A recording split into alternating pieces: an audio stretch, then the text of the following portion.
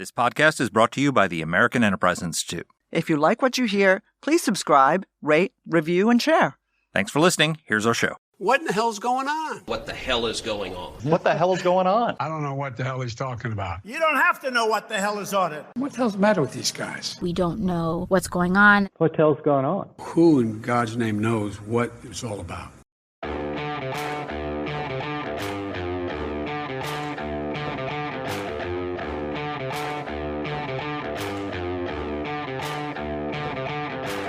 Hi, I'm Danielle Pletka. I'm Mark Thiessen. Welcome to our podcast, What the Hell is Going On? Mark, what the hell is going on this August? So most of our listeners know that we normally take the month of August off. Danny goes off on her wonderful adventures across the world. I'm usually up in Maine or at a hockey tournament or something like that. And we decided that sucks. Why should we leave you without a podcast for a month? Because we know you're all waiting with bated breath every Wednesday for this thing to come out. So we said, you know what? Let's do a summer reading series of what the hell should I read this summer? And let's find some of our friends who've written amazing books, and we're going to invite them on the podcast to talk about their books, talk about how they affect current events today. And we've got our first one. And it really is a terrific one. We have a colleague at AEI, Chris Miller, who's one of our Jeane Kirkpatrick Scholars. It's a program that we do for people in academia to expose them to the policy world and to have them bring that understanding of how government works back to academia, where, you know, God knows they need a little bit of reality injected. Chris is not one of those people who needed that kind of a hand up, but we're really happy that he was part of this program, and he's written a simply terrific book called Chip Wars that came out last year and really was the alarm bell that I think has gotten much of Washington to stand up and smack themselves on the head and go, oh my God, I actually need to understand this better. I need to care about this.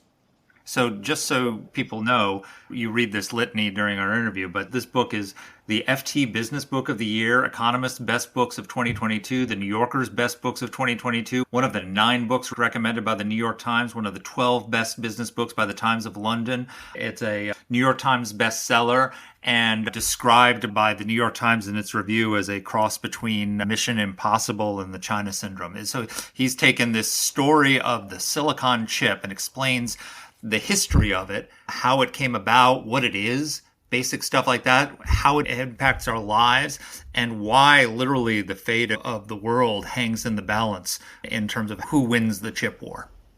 So we're not going to do our usual bickering because, you know, we have nothing to bicker about here. We're not going to have our usual intro. We're not going to have our usual outro. We are really devoting this space to a discussion about this incredible book. Let me tell you a little bit about Chris Miller. In addition to being a Jeane Kirkpatrick Visiting Fellow at AEI, he's an Associate Professor of International History at Tufts University.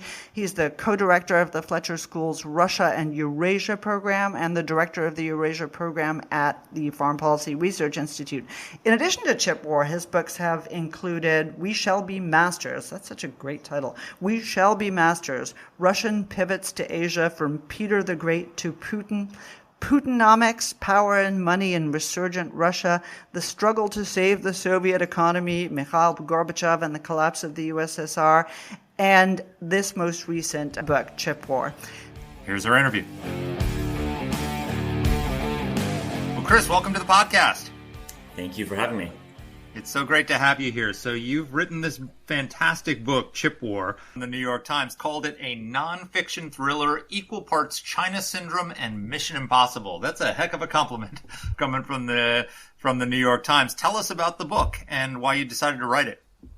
Well, I started planning to write a book on the evolution of military power, but I quickly came to realize that if you look at how militaries have changed the past half century, it's by applying computing power to every system that they have. And I started studying, well, how is it that we've produced all of this computing power, and learned in the process about the semiconductor industry, which is an industry that produces chips in all of our devices, not just military systems, but smartphones and dishwashers and coffee makers, and is one of the most concentrated industries in the world, with almost all of the world's most advanced chips being produced in Taiwan. And so there was an extraordinary link between the centrality of chips to our military and our prosperity and the concentration of the industry in a region that is an increasingly tense and a geopolitically contested area. Okay, so I am a sucker for every kind of movie. First of all, every movie that ever had Tom Cruise in it. And yeah, I know. It's a source of huge embarrassment to my family. And I'm not a Scientologist, I should add. I always have to say that. So what I want to hear from you is what made the New York Times call it part Mission Impossible. Talk a little bit about the evolution, the growth. The personalities involved are, I mean, the stuff of movies as well. But give us sort of a good sketch of the drama that we have in this book. Well, I wasn't expecting actually nearly as much drama as I found, but it turns out that the production of chips is not just about engineers and materials scientists. It's also about extraordinary business people that have founded billion and now trillion-dollar companies. And it's the story of spies and intelligence agents trying to pilfer technology from their rivals. And so if you think about Mission Impossible, there's actually a shocking relationship between intelligence agencies, defense ministries around the world, and the success or failure of their chip industries. And it's something that I really hadn't expected from a industry that I thought was mostly about making chips for my iPhone. What's the best story of your book? Give us your best story. Well, I think a lot of the best stories come from recent details about Chinese espionage campaigns in the U.S. There's a case from a couple of years ago of a employee of a U.S. chip firm who left that company after pilfering all of his data and then typed into Google how to delete all my files. And that was immediately found in the investigation, and he was tried and convicted. But more importantly than that, the Chinese courts retaliated by accusing the U.S. firm of violating trumped-up Chinese patents. And so you had this dueling battle of, on the one hand, a completely watertight U.S. case, including efforts to delete evidence, and a Chinese case that was waged in a kangaroo court with results as you'd expect. And there's lots of cases of really kind of spy-like efforts to steal data and to try to use it to build new companies. So what really is remarkable to me, obviously the growth of this industry really is the stuff of not just science adventurers and unique individuals, but the outcome is really strange in a lot of ways as well, because this remains a highly concentrated industry. Right? This is an industry where, more than 40% is in Taiwan. And in fact, the head of Taiwan Semiconductor is an old and good friend to the American Enterprise Institute. So, Morris Chang. So I've known Morris for more than 20 years. And I have to say, when I first met him, I never realized that he was one of the titans of this world. But there's the story of Silicon Valley. And there's the story of this Dutch hold on chip lithography, which is something that I read about and then read about again and then read about a third time. And yeah, I have no idea what the hell it is. And the Chinese lagged behind and behind and behind.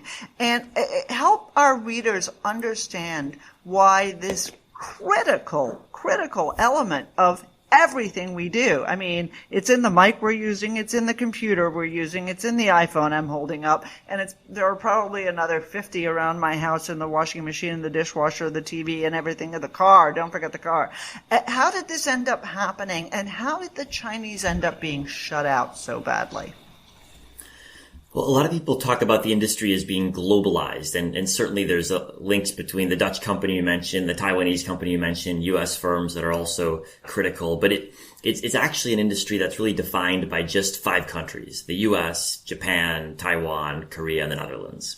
There's no other countries that play pivotal roles, and China is actually the world's largest importer of chips because it can't produce cutting-edge chips domestically. China's, in most years, spends as much money importing chips as it spends importing oil, which is sort of an extraordinary fact that illustrates how far behind they are. Because, of course, if they could produce chips domestically, they would do so rather than buying them from Western firms. And it's been hard for China for 2 reasons. One is that the technological capabilities involved are the most complex that humans have ever undertaken. So the chip inside of your iPhone, Danny, will have 15 or 20 billion tiny electronic components carved into it, each one of which is roughly the size of a virus.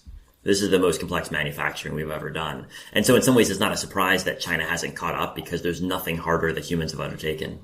But the second reason is that the way China's tried to catch up has actually been a relatively bad strategy. The Chinese government has tried pouring billions and billions of subsidies into the chip industry to basically copy what's being done abroad and trying to develop it domestically. And copying is a bad strategy in an industry where the technological frontier races forward so rapidly. And this is the second key point, is that in the chip industry, progress is defined by what's known as Moore's Law, which says that the computing power of chips will double every other year, roughly speaking. And no other industry in all of human history comes close to doubling every 2 years. I like to think about what would the world be like if airplanes doubled in speed every 2 years. And I actually calculated recently they'd be at 6 times the speed of light, physically impossible. But the chip industry has delivered that year after year for now more than half a century. So catching up is really, really hard to do. So I developed a theory in my mind about this, and I want to know what you think. I mean, I've looked at the Chinese and how they've tried to dominate the patent market in a number of other spaces. And, they have a sort of a flood the industry approach to it. We'll patent this, we'll patent that. Well, they try to claim things as early as possible in order to sort of put a stake in the ground. But innovation remains mysterious to them because so much of the intellectual property that has underpinned Chinese growth is stolen. And I wonder if I'm wrong to think that democracies, countries where people are free, countries where there are not managed or centrally planned economies, actually have the kind of fuel that's necessary to actually make Moore's Law a reality. Am I being idealistic and unfair, or am I right? No, I think you're right that market dynamics are key. And I think in the chip industry, what's been really remarkable in terms of why there's so much concentration is that there are huge economies of scale. If you build a bigger factory, you can produce more cheaply, you can hone your technology, and therefore win more and more market share. And that's something the Chinese have really struggled with because they've got all of these different subsidy programs, each one run by a different provincial governor. And so they throw lots of money at their industry, but these companies don't have any customers.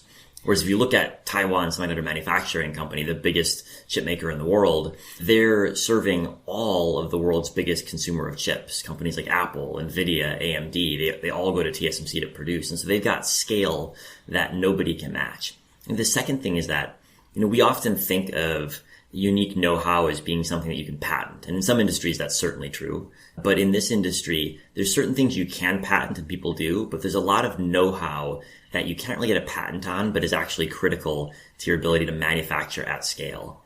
And so if you think, what does it take to have the know-how to produce 100 million chips for Apple each year, each one of which has 15 billion transistors the size of a virus on it? That's not a process you patent, but that's a type of know-how that's deep in the head of all of the thousands of engineers inside your company. And it's just very difficult to steal, replicate that type of knowledge. So Danny mentioned that 40% of the world's chips come from Taiwan. I think it's 92% of the most advanced semiconductors come from Taiwan. So how did Taiwan become so dominant in the chip industry? Danny mentioned Morris Chang, who fled China from the communists, was working at Texas Instruments and was passed over as CEO of Texas Instruments. How different things might have been if he had gotten that job. But Taiwan doesn't seem to be the most secure place for us to have 92% of the high-end semiconductor industry there. How did that happen, and what is this national security threat to us if there were a conflict over Taiwan? Well, I joked to Morris Chang that TSMC could have stood for the Texas Semiconductor Manufacturing Company had TI made him CEO, but they didn't. That was an error. And he actually left TI after he was passed over for the CEO job and was looking for something new to do with his career. And he had an idea for a new type of semiconductor company. Before that point, all chips were both designed and manufactured by the same firm. And he realized that as manufacturing is getting more complex, more expensive, companies weren't going to want to do their manufacturing in-house. And he wanted to be sort of like what Gutenberg was for books. Gutenberg didn't write any books, he only printed them. TSMC, which Morris Chang founded in 1987, hasn't designed a single chip, it only manufactures them. And so companies like Apple, like AMD, like Nvidia, like Google can go to TSMC for manufacturing, and they all do, because it's developed this scale to manufacture at very low cost and at very, very high levels of precision, such that no one else in the world can match it. And so today TSMC does, as you say, produce over 90% of the most advanced processor chips. And, it's worth noting the most advanced chips are the chips in your smartphone, the chips in your PC, and the chips in the data center that manage and process all of your data. So we're all relying on these most advanced chips every single hour of the day. And it does create risks because, of course, China's military power grows and grows. Xi Jinping's volatility grows and grows. And the risk that China tries to blockade or maybe even attack Taiwan, I think, is meaningfully higher today than it was a decade ago. So let's imagine a military conflict over Taiwan where the Chinese military, let's say, blockades Taiwan and there's no chips coming out of Taiwan. How does that impact us?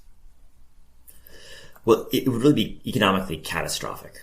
If you look back to the chip shortages of the last couple of years, one thing that people don't generally realize is that the chip shortages of the pandemic era were driven not by declines in supply, but by increases in demand. So the world actually produced more chips each year of the pandemic. More chips in 2020, more chips in 2021, even more in 2022.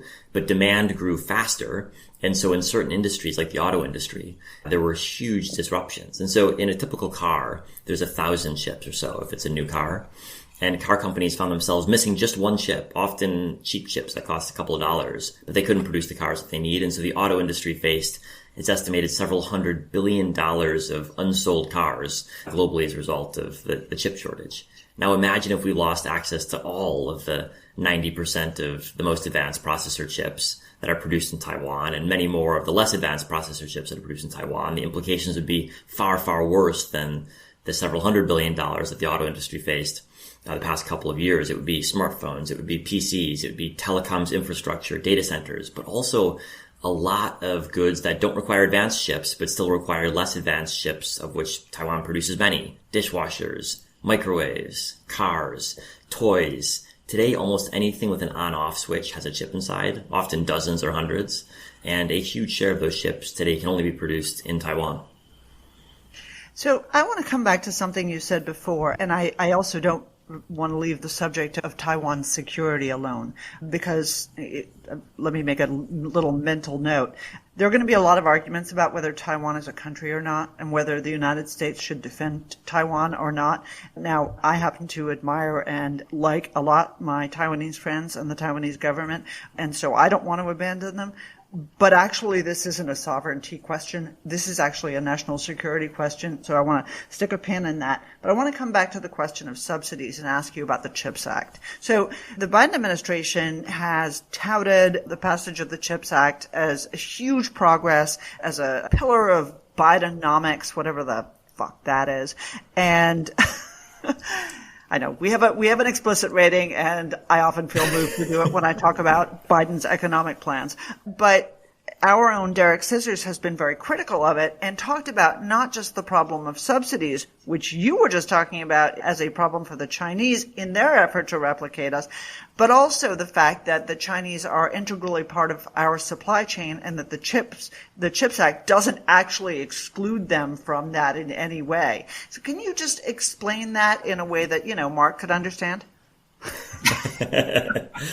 So I think there are two issues that we're trying and only doing a decent job of grappling with. The first is that there's not a level playing field for chip investment. And so what's happened over the past 30 years is that governments, especially in East Asia, and in quantitative terms, the most important is China, have been throwing billions and billions of dollars at chip firms, both Chinese chip firms, but also global chip firms, to invest in China. And so there's been great studies done over the past couple of years finding that U.S. semiconductor companies received more money in subsidies from foreign governments than they did from the U.S. government. And so if you ask why is there less chip making in the U.S. today than there was 30 years ago, that's pretty clearly part of the answer. And in theory, it would be great to have the WTO or some sort of deal between different governments saying none of us are going to subsidize, but that's just not the world we live in. And so the reason Congress passed the CHIPS Act is partly with that in mind. It was sort of an effort to level the playing field, given that all other efforts to restrain other government subsidies, especially the Chinese governments, hadn't worked. And the effect had been to encourage U.S. firms and other countries' firms to move production to Asia and especially to China. So that was sort of one problem. The second problem is the deep interlinkage between the entire U.S. electronics industry in China. And this is especially true when it comes to assembling devices. So, you produce your chip for your smartphone in Taiwan, but in most cases that phone is still assembled in China. And these are two related but different issues. I think that the CHIPS Act does do something to level the playing field. It says if China is going to pay you to build a factory in China, we're going to offer something roughly comparable so that you don't feel a huge need to move all your production to China. Now, there's inevitable problems with programs like this. They always get politicized. This is a problem of every industrial policy program. And we've seen the Commerce Department not only focus on chip investment, but also green energy and childcare and tacking on other requirements, which I think, is a distraction from what the real goal ought to be, which is creating a level playing field that doesn't disincentivize firms from investing in the U.S. But I think Derek is right that even if you get a level playing field, that is only a small part of the solution when you've got every U.S. tech firm deeply reliant on assembly in China. And we've seen some moves, I think, by firms who are looking at the landscape, getting nervous, moving production to Vietnam, moving to Thailand, moving to India. But the rate is slower than I think we probably need for security reasons, just because today every $1 trillion U.S. tech firm could just simply not operate without chips made in Taiwan and assembly of their devices in China. So how do we do it right? I mean, it seems to me that there's a national security imperative for us not to be to repatriate some of this production. And we just did a whole podcast on, the military defense industrial base that has just atrophied since the end of the Cold War. And this is exponentially more problematic because even if we had the defense industrial base to make weapons here at home, if they don't have chips, they're just dumb bombs. How do we address this? What's the right solution?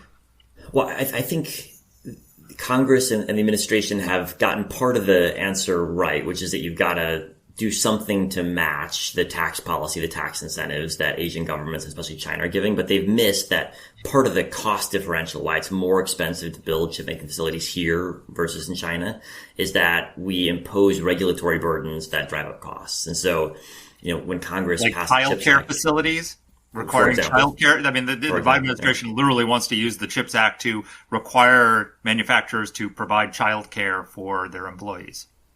Yeah, I think that's certainly part of it. The big issue in quantitative terms is actually construction. So construction costs in the U.S. are just substantially higher than in East Asia. And, the CHIPS Act, due to the way Congress wrote it, requires the use of union labor and construction. And if you talk to chip firms, they'll say our construction costs are far, far higher than they need to be for that reason. The other aspect is regulation. NEPA, for example. We've talked about permitting in the energy sector, but it's just as bad in the chip sector. And so there's a great study that was recently wrapped up, which found that it takes longer to get the permits to build a chip making facility in the U.S. than it does in Europe. Wow. Anytime you make an invidious comparison between the United States and Europe, that is evidence that we have completely screwed up. I want to come back to this question, though, because, again, the CHIPS Act doesn't emphasize diversification. The CHIPS Act emphasizes repatriation, right? So it's not about, okay, you should definitely move out of China, but we don't give a damn. You can move to Vietnam, communist Vietnam. You can move to Thailand. You can move to Malaysia or Mexico or anywhere. I mean, anywhere that isn't China, or maybe China or Russia.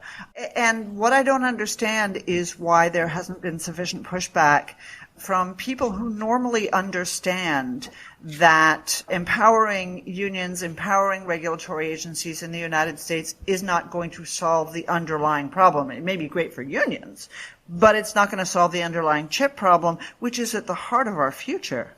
I think partly it's because chip firms themselves have been focusing, as you'd probably guess, on getting subsidies rather than pushing back on the cost issues that have been disincentivizing investment. So that's a real problem. I think the other part is that the administration's rhetoric and also a lot of the rhetoric out of Congress is about onshoring. It's about American semiconductors.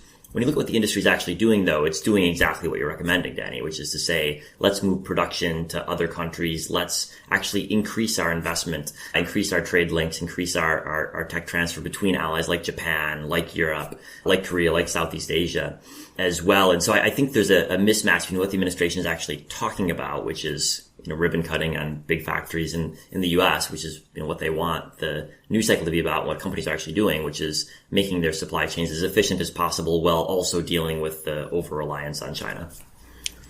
So talk to us a little bit about the military applications of chips. I mean, most Americans became aware of this during Desert Storm, when you had the first widespread use of precision weapons, and we had these amazing missiles that could, I remember the old Doonesbury cartoon of a cruise missile going through a window and chasing a guy down the stairs, and the precision involved in that was just stunning.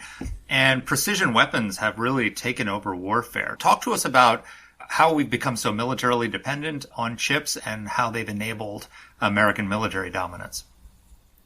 Well, certainly if you look over the past couple of decades, it is precision strike, the ability to target with a missile hundreds of miles away with almost perfect precision that has been transformative the last 30 years. I think if you look forward to the next couple of decades, it's the application of AI and autonomy to military systems. And you see every major military, US, China, Japan, trying to explore how they're going to be deploying AI to military systems. And it's already happening. We see even in the Russia-Ukraine war ways that both sides are exploring with semi-autonomous or fairly autonomous systems. And if you want to train a car to drive autonomously, you need a ton of sensors, a ton of data processing, and a lot of very advanced chips on that car.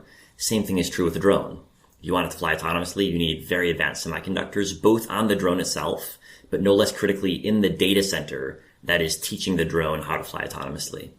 And so when you look at the types of systems that the Pentagon wants to be buying, they're increasingly autonomous and therefore will increasingly rely on very, very advanced semiconductors that can train AI systems in big data centers. We are seeing some of the implications of this because the Russians are being denied the semiconductors that they need. I mean, that's why they're stripping, other technology in order to, buying washing machines, buying other technology in order to be able to strip the chips out of that and put them in their weaponry. But I think it has had an impact on their op tempo versus Ukraine. Is that right? Yeah, it's been really, really interesting looking at the studies that have been done on Russian military equipment that has been captured in Ukraine. And you break it apart and look at the electronics, and it's all stolen chips. It's US, it's Japanese, it's South Korean chips. And, partly that's a sign we need to be better at making sure our chips don't get into their systems. And this is a real challenge that I don't think we've done enough to upgrade our enforcement capabilities. But it also speaks to the backwardness of Russian capabilities. They simply can't make modern equipment without access to our chips. So we had Jack Keane on the podcast, and one of the things he said is that because of the sanctions that are preventing the Russians from getting Western chips, they've been getting most of their chips from China, and they have something like I want to say a 40% failure rate. What is that implication for that, not just in Ukraine, but just in a conflict with China over Taiwan? It seems like the authoritarian world is way behind us in terms of its chip capabilities, and thus that gives us a military advantage over authoritarian states. I mean, the Iranian drones aren't as effective as the Western drones are. We have a huge technological advantage. How do we keep it? I think we've got a huge advantage over Russia. We've got a huge technological advantage over Iran. The challenge is that our advantage over China has slipped. We still have an advantage, but it's not nearly as big as it was a decade ago or 2 decades ago.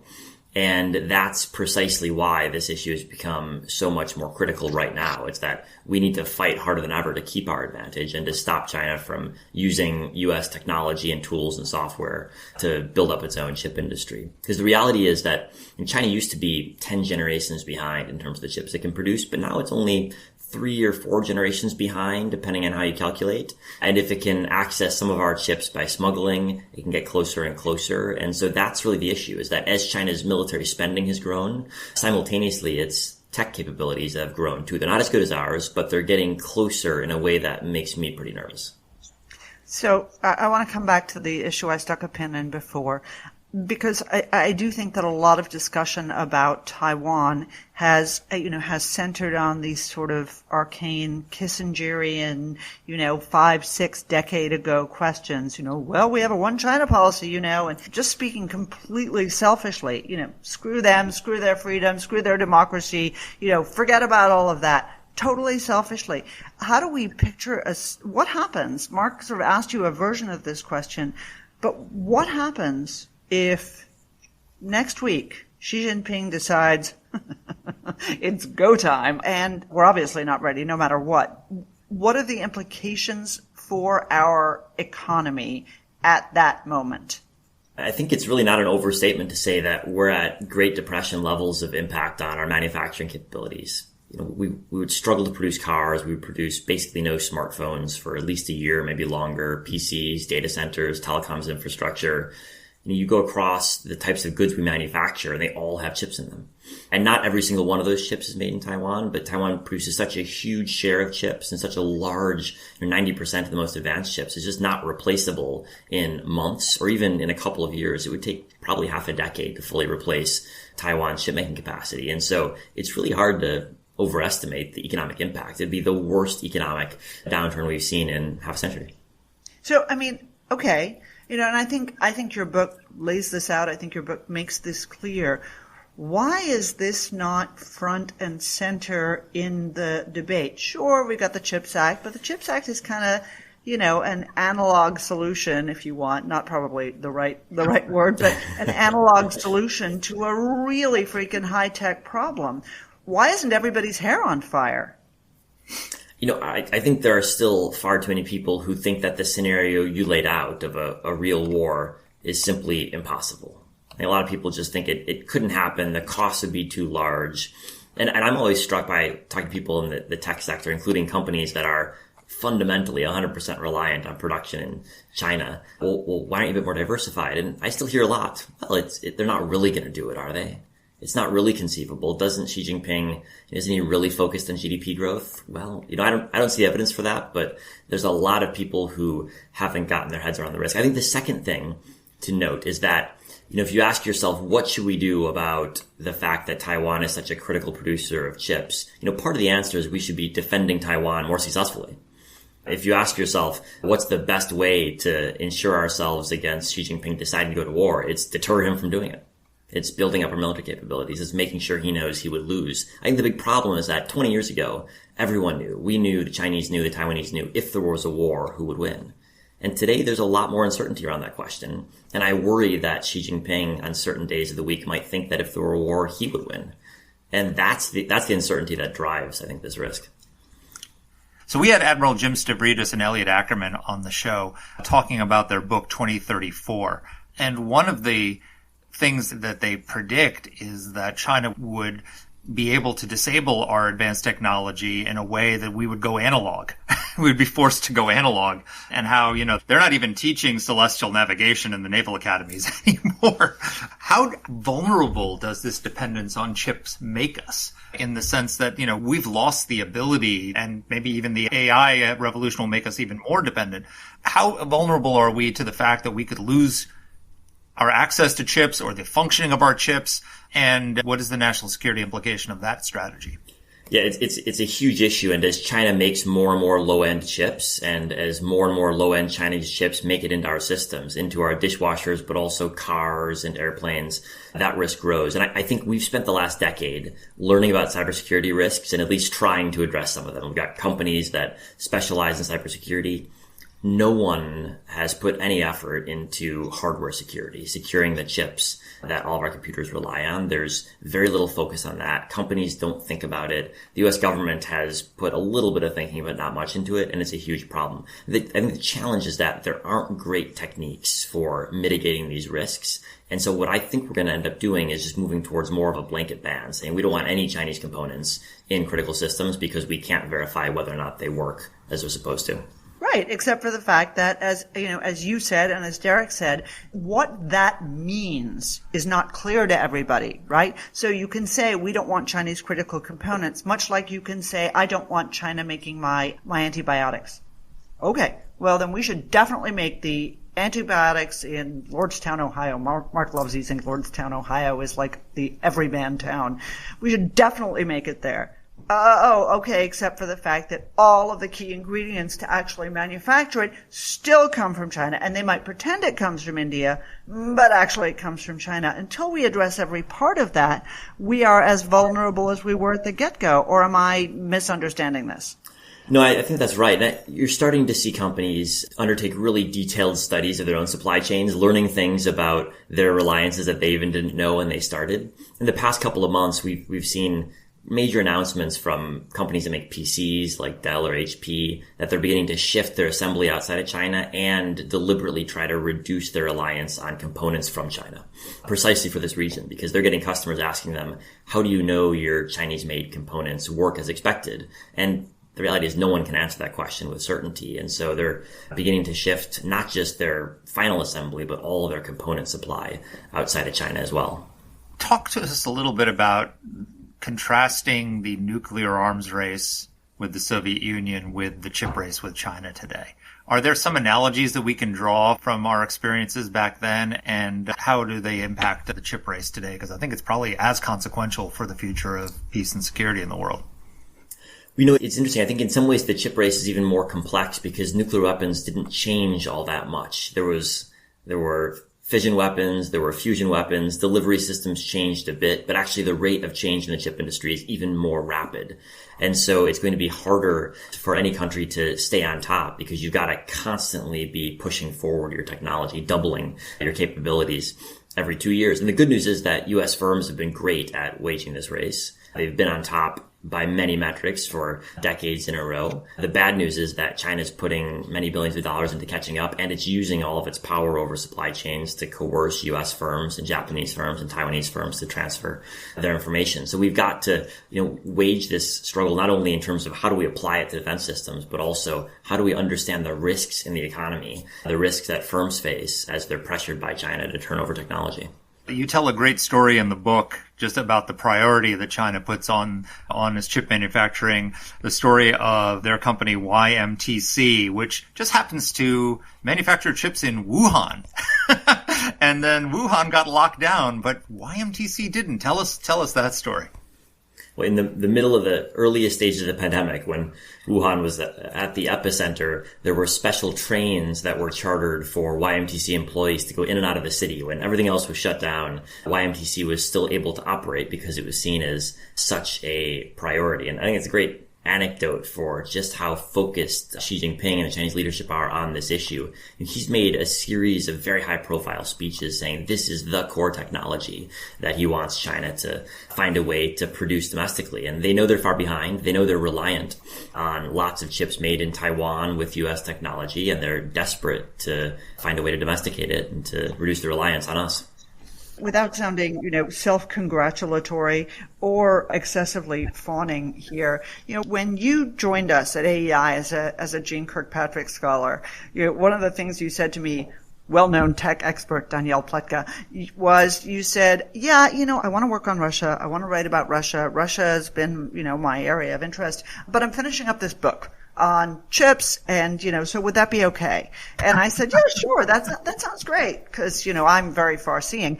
But honestly, I was just pulling up the list of recognition, awards that you got for this book. You were the Financial Times Business Book of the Year, one of the Economist's Best Books of 2022, one of the New Yorker's Best Books of 2022, one of 9 books that were recommended to be read by the New York Times, one of 12 Best Business Books by the Times. I think that's of London. All of these things, and I'm not even listing all of the awards. Here's my $64,000 question. Should Danny get credit for your success? That's the $64,000. Thank me more vociferously in the foreword. No, that's not my question. After Winston Churchill wrote a book called While England Slept. I know why this book got all these awards. It's an outstanding book. It's extraordinarily well written. It's extraordinary research. It's really a terrific book. But why the hell didn't someone write this book before? No, I'm serious. I mean, when you talk to us, this is something that could have cataclysmic impact on our well-being if we don't better understand it. And yet, you wrote this really great book, and basically nobody else wrote as important, as in-depth, as a sort of a flag-waving, hey, pay attention to this book before. Why? Well, I think there are 2 reasons, maybe. One is that we've had a lot of discussion about tech and international affairs and politics over the past decade or 2, but it's almost exclusively been about software firms and social media and search engines. which is obviously important issues, but we've really neglected the hardware on which all tech runs. And that was something that seemed to me to be important, and I think has really come out over the past couple of years, just how critical semiconductors are. And our entire debate about tech and politics was too fixated on Facebook and insufficiently focusing on what makes Facebook run, and that's lots and lots of semiconductors. I think the second thing was that, supply chains are in many ways a very boring topic, and I think it takes a lot to make sense of what a supply chain is and why does it matter. And people just hadn't really done detailed work into, well, how is it that my smartphone is made? And how is it that my PC is made? And what's inside the data center that actually now stores and processes all my data? And it's really complex. It involves spending a lot of time in East Asia and understanding who are these companies deep in Apple's supply chain. And so there was a whole lot of not very sexy work that I did on understanding all of the Taiwanese and the Japanese and the Korean component suppliers, which I couldn't have predicted how much interest there would be in the end result. But I think one conclusion that I definitely did draw is that we need to understand in much more detail how the goods that we consume are actually produced. And, you brought up the pharmaceutical supply chains. I think basically in every industry, there's all sorts of unknown vulnerabilities and dependencies on China and other adversaries that we just haven't studied. And so we don't even know they exist. So, look, I love the American Enterprise Institute.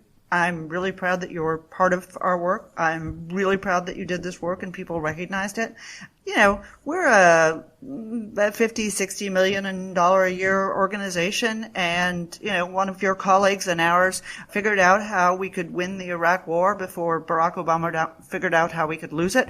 So, I don't want to belittle the work we do. On the other hand, I assume our listeners know what the budget of the Pentagon is and the budget of the intelligence community. Yeah, I know supply chains are boring and digging into this stuff is hard, but you're one guy. What the hell is wrong with the U.S. government? I think that the government for a long time, for some good reasons and some bad reasons, treated these questions as problems for industry to deal with. And in the 1990s and 2000s, when Chinese military power was really quite limited, the Chinese couldn't, cause major problems. The threat to Taiwan was low. That was maybe a reasonable approach to take. But over the last 10 years, Chinese military power has grown dramatically. So has the threat to Taiwan. And so all the supply chains that U.S. companies built over the last 3 decades now need to be reassessed. And it's taken government a long time to realize that's not just a problem for these companies and their supply chain operators. It's a problem for all of us because we're all hugely exposed, the U.S. military, as much as anyone, to these vulnerabilities that we're only dimly aware of.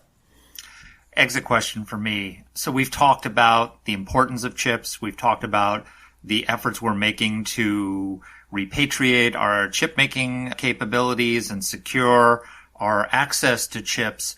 We've talked about China's Manhattan Project style effort to get better at chip making so they can be independent of us. How are we doing in our efforts to stop them? Because there's the defensive side of it, but there's also the offensive side, which we haven't talked about. I mean, are we actively taking measures to prevent China from succeeding, to undermine their success, to prevent them from getting access to Western scientists and all the rest of it? Talk a little bit about our offensive operations to thwart them in their efforts to fix this vulnerability. Yeah, this is where there's really been a huge change in what the U.S. government's doing. About 6 years ago, it began ratcheting up the controls on the transfer of U.S. technology to China. The types of machines that make semiconductors, for example, as well as certain types of advanced chips. And equally importantly, it got allies like Japan, like the Netherlands, to implement similar controls. And so 5 years ago, you could import basically any type of advanced chip-making tool you wanted to China with very few questions asked. And today, it's vastly harder to import not just the cutting edge, but also 1 or 2 generations behind the cutting edge. So we're making it really tough for the Chinese to access anything close to the cutting edge. And I think that's the right approach, because for too long, we were very, very supportive, actually, of China's technological catch-up. And thanks to that, they caught up to a substantial degree. And it's only really the past 5 years where we've turned around in a really big way and said to China, no, you can't use our technology to pursue your own catch-up strategy. Right. You have to go back to stealing it. We're not just going to give it to you. Exit question from me, Chris. As you look at the timelines for us moving out of the danger zone, another Tom Cruise reference, moving out of the danger zone on diversification, on chips overall, and on other pieces of technology that aren't just chips, because we haven't talked at all about that because the book is called Chip Wars, but there are a whole series of others. And you look at the timeline of our adversaries. Do you think that you give us good odds of success? Well, I think that the challenge is that we don't really know our adversaries' timelines. No one knows whether Xi Jinping will attack Taiwan next year or in 5 years or never. And that makes it actually really tough because we've got to take enough steps to ensure ourselves that if something happens next year, we're in an okay position. But we also don't want to spend trillions of dollars reworking supply chains immediately if we've actually got a decade to do so. And so it's a hard question to answer with confidence. It's a balance that's got to be struck. My sense is that we're not doing enough, that companies still underestimate the risk, that their shareholders don't pressure them to insure themselves against this risk. And as a result, the entire corporate landscape is still a bit naive about the prospect of potential war in Asia. But I understand as well when companies say, well, we can't do it all overnight, or we could, but the cost would be so dramatic that we're just not able to afford it. And so there is a balance to be struck, but I think there's more we ought to be doing because, as you say, Chinese military power grows year after year. And as it grows, the risk of an attack grows too. Well, thank you so much for joining us. This was just such a really fascinating discussion. Thank you, Danny, for being responsible for all of Chris's great work and taking credit. You're welcome. Yes. I know that. Thank you, Mark, for recognizing my pivotal role here. And Chris, I want to say this while you're still here. There are people who are going to look at the title of your book and say, that's not my area. I don't understand that, that technological stuff.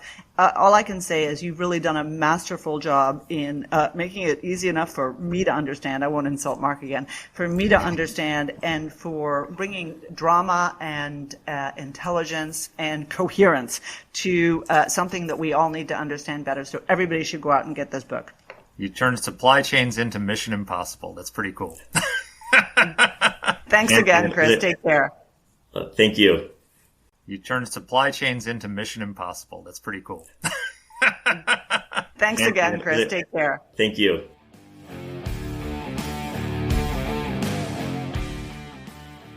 Let us know what topics you'd like us to cover. You can get in touch with the show by emailing us at whatthehell@aei.org. Or you can reach us on Twitter. I'm at @dpletka. And I'm at Mark Thiessen. That's Mark with a C.